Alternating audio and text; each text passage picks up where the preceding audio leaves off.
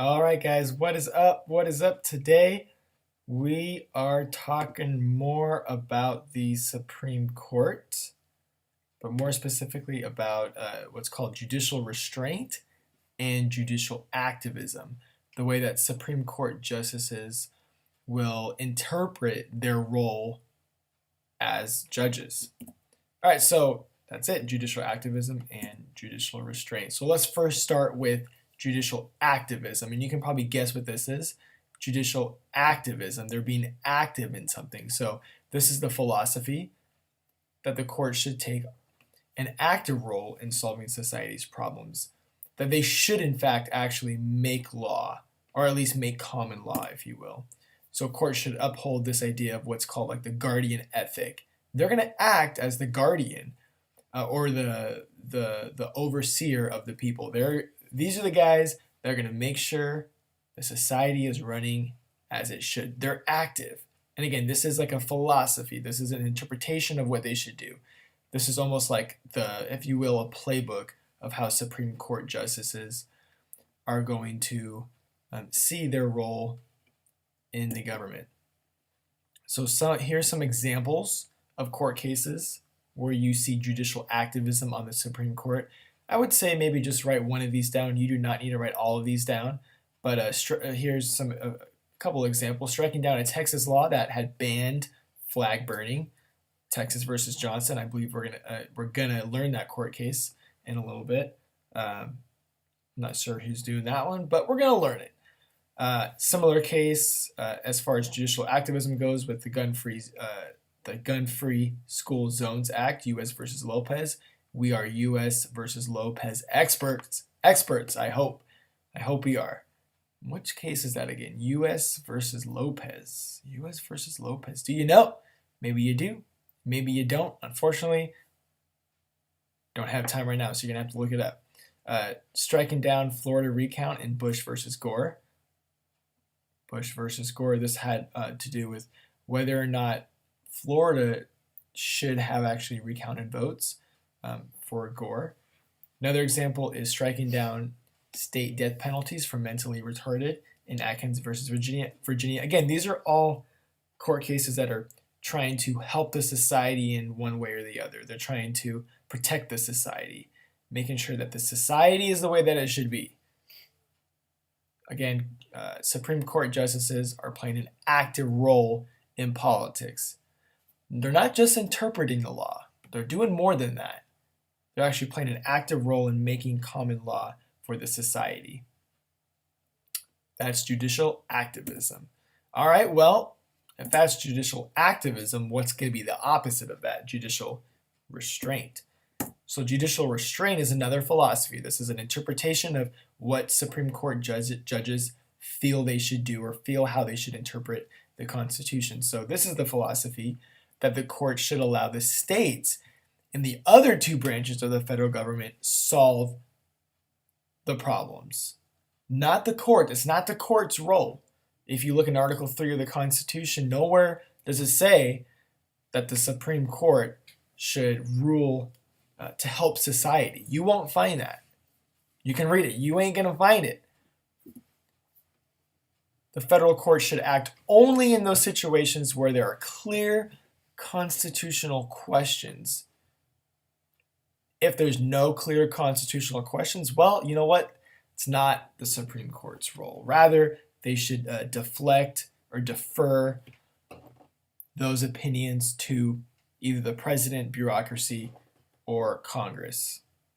That's judicial restraint. Again, they should only interpret the law, not actually make common law. They need to follow the original intent of the founders. What do the founders want? Not what we want in the society in current times, but what do the founders want? What would they have intended us to rule on this particular case? So judicial restraint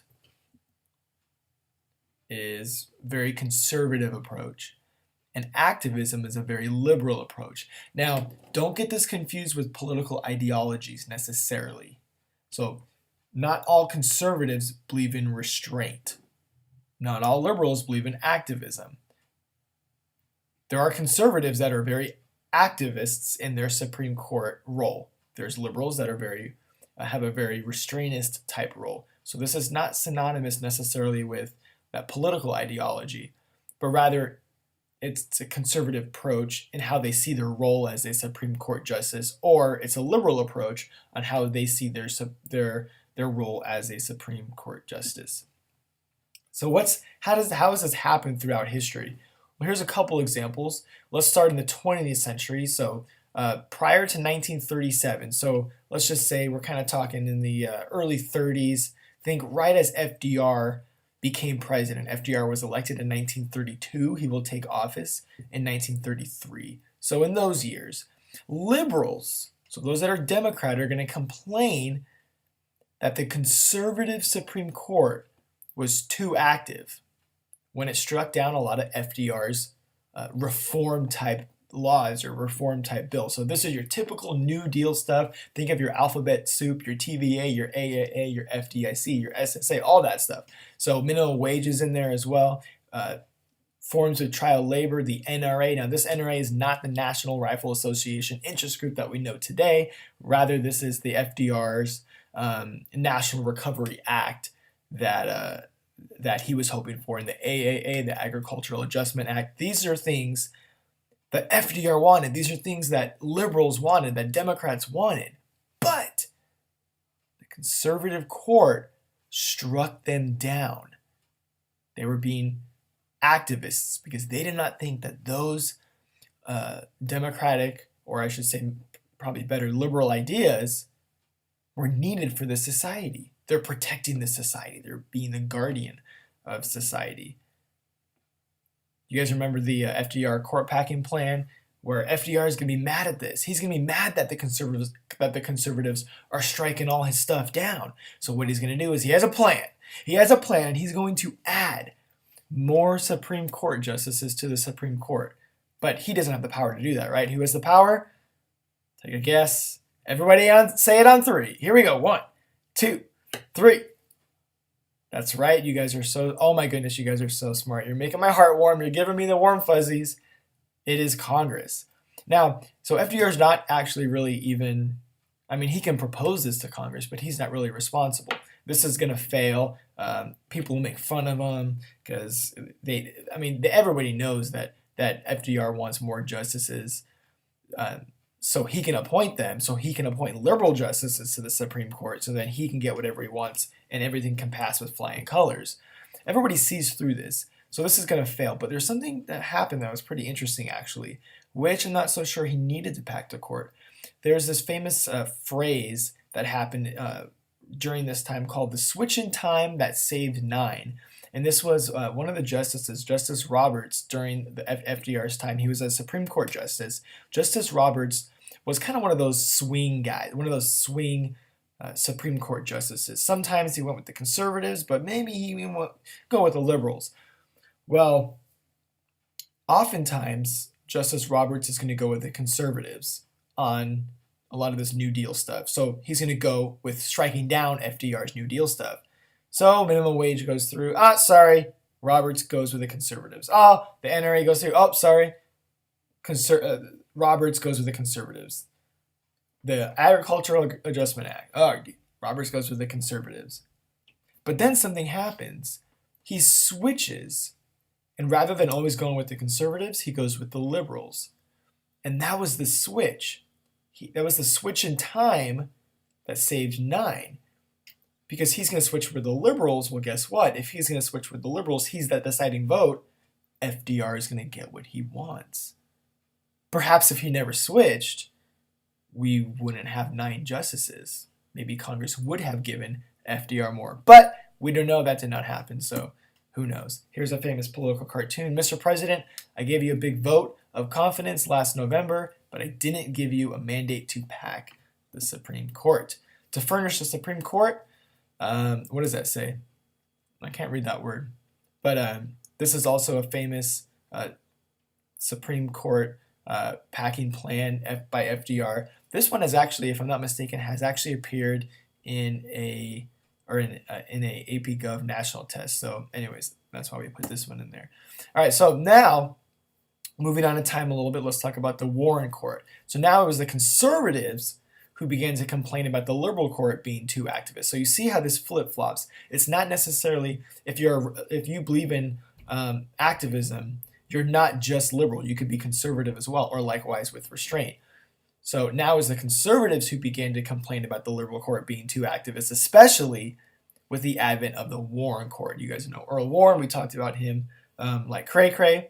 Conservatives began to complain about the court's judicial activism in these cases.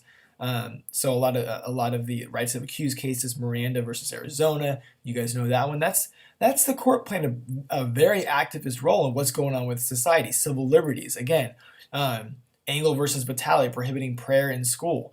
That's very activist. That's the Supreme Court saying, no, sorry. You know what? We are the guardian of you guys. We're going to protect the society. We're protecting the society, making sure that the teacher doesn't pray before every class. Also, political issues, Baker versus Carr.